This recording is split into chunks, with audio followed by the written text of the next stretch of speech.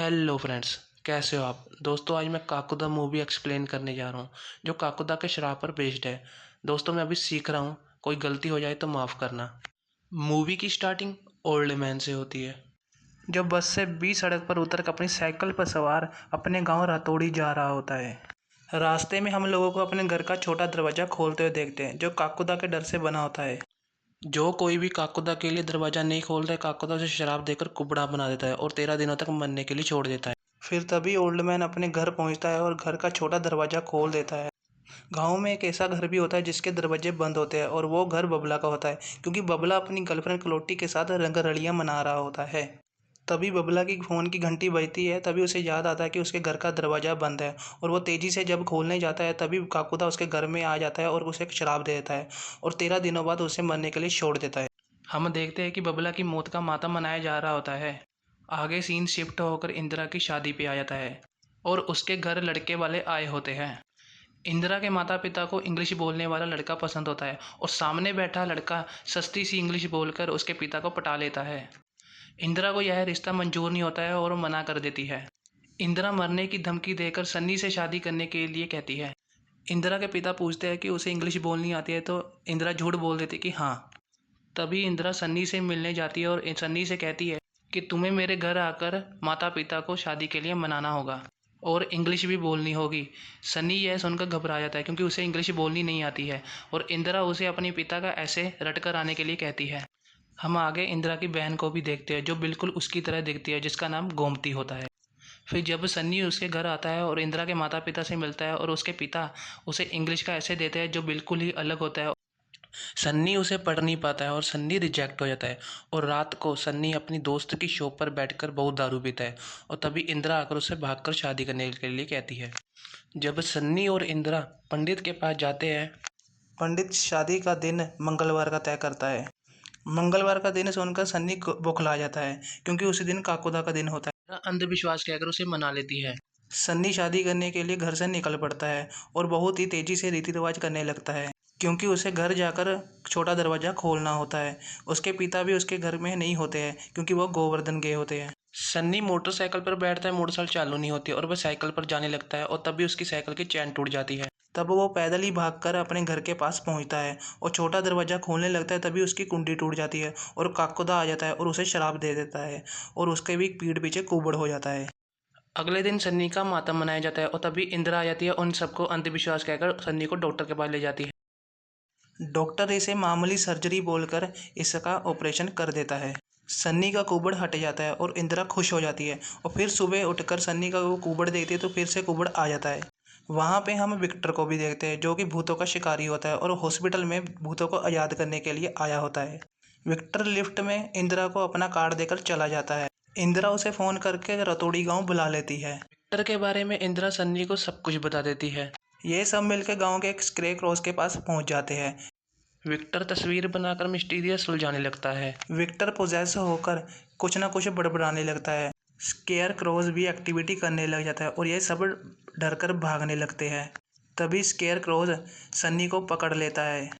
इंदिरा सन्नी को बचा लेती है और विक्टर को आकर नींद से उठाती है और तस्वीर लेकर भाग जाती है। विक्टर तस्वीर समझकर कुआं ढूंढने लग जाता है। कुआं उनको गुग्गू पहलवान की कोठी के पास मिलता है।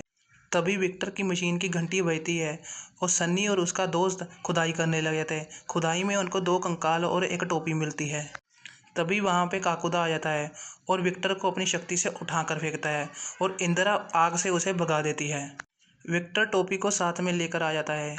विक्टर और इंदिरा सर्कस के मालिक के पास पहुँच जाते हैं। सर्कस का मालिक उन्हें कहानी सुनाने लगता है। हमारे सर्कस में एक गुल्ला नाम का लड़का होता था जिसके राइट पैर में अद्भुत शक्ति होती थी जिससे वो लोगों के पीठ का दर्द दूर करता था। सर्कस का मालिक बताता है कि काफ़ी समय पहले वह रतोड़ी गांव गए थे। सरपंच के पीठ का दर्द कोई ठीक कर नहीं पाया था। गुग्गू पहलवान भी ठीक नहीं कर फिर गुल्ला आकर उसके पीठ का दर्द दूर कर देता है और गुग्गू इस बात से बहुत जलस फील करता है। वहाँ के लोग गुल्ला को बहुत सम्मान करते हैं। गुल्ला अपना इतना सम्मान देखकर वहीं गांव में बच जाता है और सर्कस को छोड़ देता है।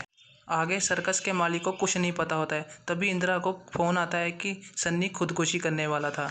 सन्नी को लगता है उसका कुछ नहीं हो सकता क्योंकि उसके पास काफ़ी कम दिन थे।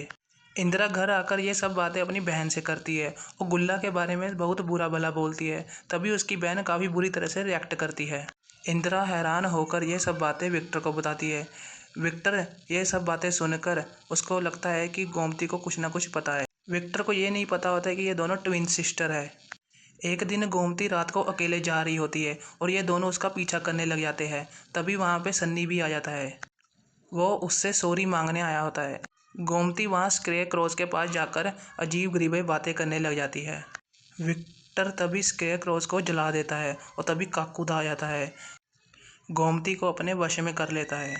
काकुदा बताता है कि गांव में एक गंगा नाम की लेडीज और उसका बेटा रहता था जिसका नाम शिब्बू, और वह गोला के साथ बहुत खेलता था।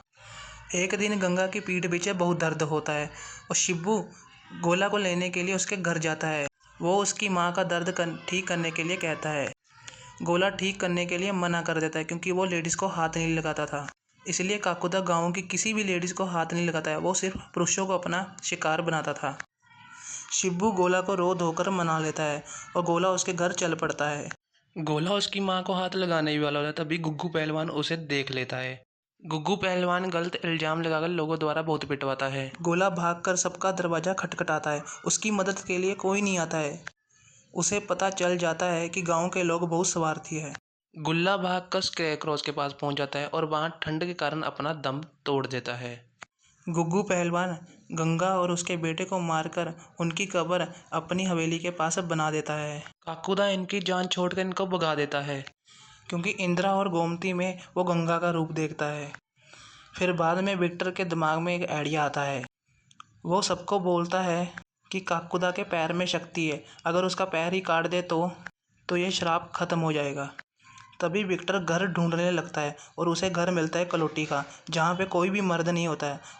विक्टर घर का दरवाज़ा बंद करके रखता है। तभी 7 बजते हैं तो काकुदा आ जाता है।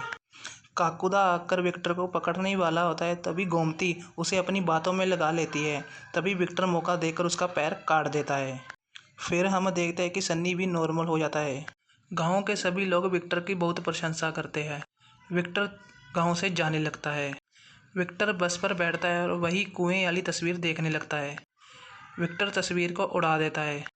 तस्वीर उड़ के स्केयर क्रॉस के पास आ जाती है। फिर से हम ओल्ड मैन को देखते हैं दोबारा, जिसका 7 बजे कोई दरवाज़ा खटखटाता है। दरवाज़ा खोलने जाता है तब उसे पता चलता है कि बच्चे उसके साथ मजाक कर रहे हैं।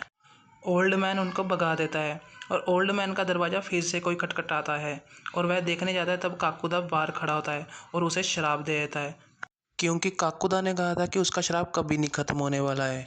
तभी ये यहाँ मूवी ख़त्म हो जाती है। आपको ये मूवी कैसी लगी दोस्तों?